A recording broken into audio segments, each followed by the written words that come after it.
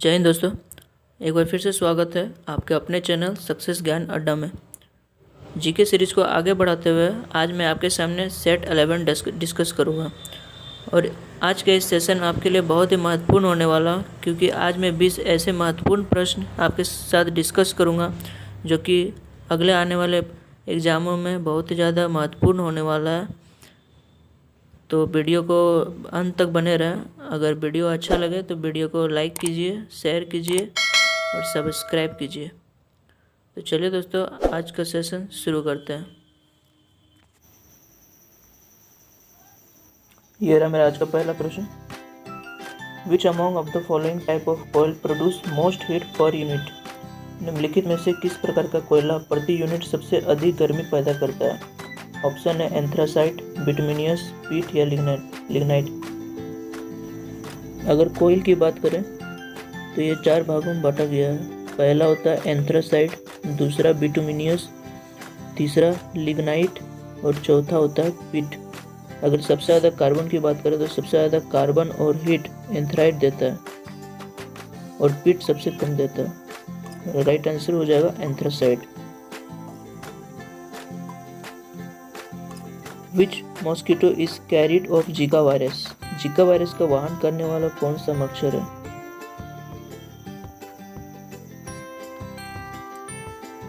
Right answer हो जाएगा एडिस। अगला प्रश्न, the SI unit of intensity of sound. Option है decibel, watt per square metre, joule per square metre या newton per square metre. Sound की बात करें तो SI unit of sound decibel कहलाता है, और अगर इंटेंसिटी ऑफ साउंड की बात करें तो वाट per square metre. Right answer हो जाएगा। अगला प्रश्न की बात करें, which of the following amendment act is related to goods and service tax? माल और सेवा कर जीएसटी से संबंधित निम्नलिखित में से कौन सा संशोधन अधिनियम है? अगर अमेंडमेंट एक्ट की बात करें तो कोई भी अगर बिल है, कोई भी पार्लियामेंट में या फिर लोकसभा या तो राज्यसभा में पास किया जाता है तो उसको अमेंडमेंट बिल कहते हैं, और अगर ये दोनों जगह पास हो जाए बहुमत से तो इसको हम अमेंडमेंट एक्ट कहते हैं। अगर जीएसटी की बात करें तो ये 122वां बिल कहलाता है, और एक्ट की बात करें तो 101वां एक्ट में आता है। राइट आंसर हो जाएगा 101। अगला प्रश्न है, India lies in the dash hemisphere? Bharat किस गोलार्ध में स्थित है?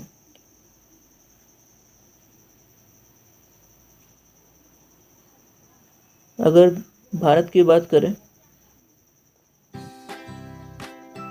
तो ये रहा मेरा इक्वेटर लाइन, और भारत इस जगह पर स्थित है, और इस जगह को हम कहेंगे नॉर्दर्न और ईस्टर्न हेमिस्फीयर में। अगला प्रश्न, high court of Andaman Nicobar island is located in which of the following state?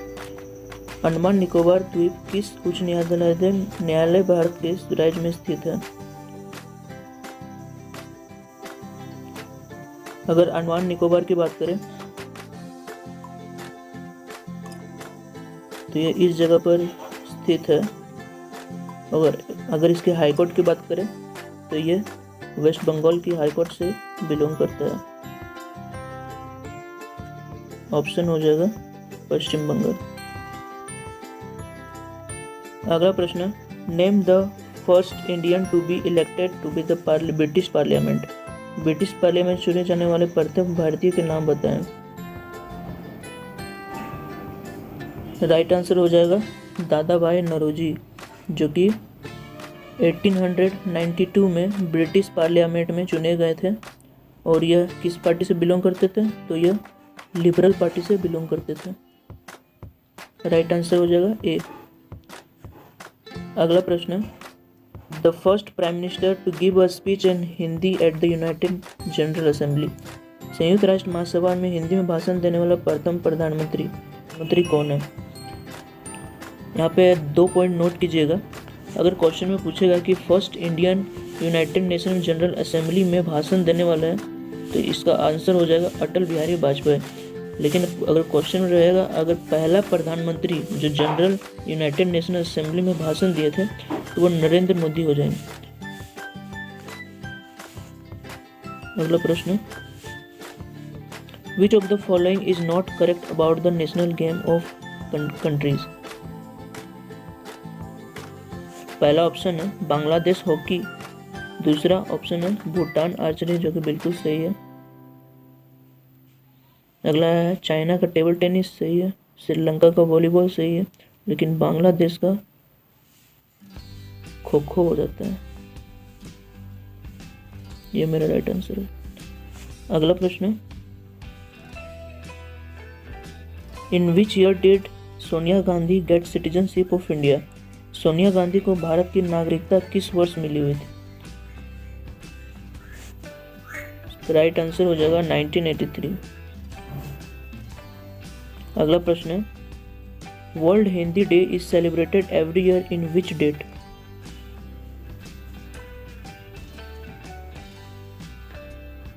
अगर 14 सितंबर की बात करें तो ये नेशनल हिंदी डे सेलिब्रेट किया जाता है, और 10 जनवरी की बात करें तो वर्ल्ड हिंदी डे सेलिब्रेट किया जाता है।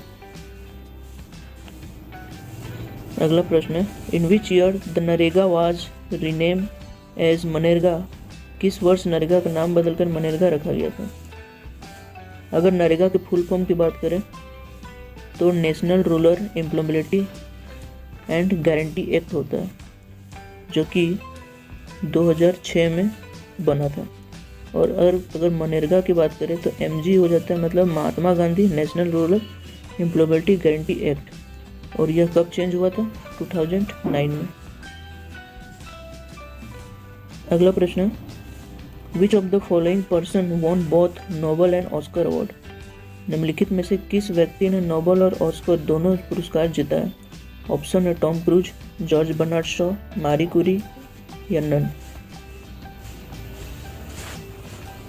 अगर मैरी कुरी की बात करें तो इन्होंने 2 बार नोबेल पुरस्कार जीता हुआ है, एक केमिस्ट्री के क्षेत्र में था और एक फिजिक्स के क्षेत्र में। राइट आंसर हो जाएगा जॉर्ज बर्नार्ड शॉ, जिन्होंने नोबेल अवार्ड भी जीता हुआ है और ऑस्कर अवार्ड भी जीता हुआ है। इम्पोर्टेंट प्रश्न। अगला प्रश्न, the attorney general of India has the power to appear in. Bharat के महान्यायाधीश के पास किस जगह उपस्थित होने का अधिकार है। अगर अटॉर्नी जनरल की बात करें तो ये सुप्रीम कोर्ट में भी शामिल हो सकते हैं, या फिर कोई पार्लियामेंट में कोई सेशन चल रहा है तो उसमें भी यह, अगर उसके भाग नहीं भी है अगर, तो उसमें भी उपस्थित हो सकते हैं और वो अपना राय जो भी है वो दे सकते हैं। राइट आंसर हो जाएगा ए सुप्रीम कोर्ट। अगला प्रश्न है, the Asiatic society was established in Kolkata by. Asiatic society Kolkata में किसके द्वारा उद्घाटन किया गया था। राइट आंसर हो जाएगा डी सर विलियम जोन्स, जिनको 1784 में एस्टेब्लिश किया गया था। अगला प्रश्न है, Madurai was the capital of. Madurai किसका कैपिटल था, चोलास का, चेरा का, राष्ट्रकूट का, पांड्यास का। अगर मदुरई की बात करें तो यह तमिलनाडु स्टेट में पड़ता है और मदुरई को सिटी ऑफ फेस्टिवल भी कहा जाता है। राइट आंसर हो जाएगा डी, मदुरई पांड्यास का कैपिटल था। अगर पांड्यास की बात करें तो इसका जो राष्ट्र चिन्ह था वो फिश था। अगला प्रश्न है, who wrote the book planned economy for India. Plan economy for India किसने लिखा हुआ था। अगर दादा भाई नौरोजी की बात करें तो उन्होंने बुक लिखा था wealth and nation. Right answer हो जाएगा एम विश्वेश्वरैया, जिन्होंने प्लान्ड इकोनॉमी फॉर इंडिया लिखा हुआ था।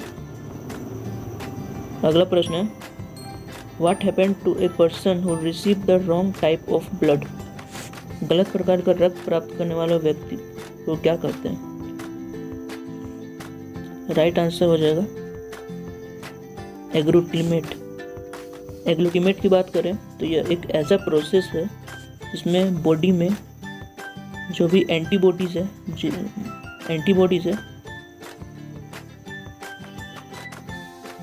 अगला प्रश्न है, what happen to a person who receive the wrong type of blood. गलत प्रकार का रक्त ग्रहण करने वाले को क्या कहते हैं? राइट आंसर हो जाएगा बी, एग्लूटिमेट। अगर एग्लूटिमेट की बात करें तो एक ऐसा प्रोसेस है जो बॉडी में एंटीबॉडी में जो भी ब्लड है, मान लीजिए आपका ब्लड है बी पॉजिटिव और अगर उसको गलत रक्त दिया गया बॉडी में ए पॉजिटिव, तो उसके बॉडी में जो भी आर्टरीज है वो ब्लॉक हो जाता है और अचानक उसकी डेथ हो जाती है। तो ये हो जाता है एग्रीगेट का मतलब कि जो भी ब्लड है उसके लिए गलत बॉडी में ब्लड मिक्स किया जाता है।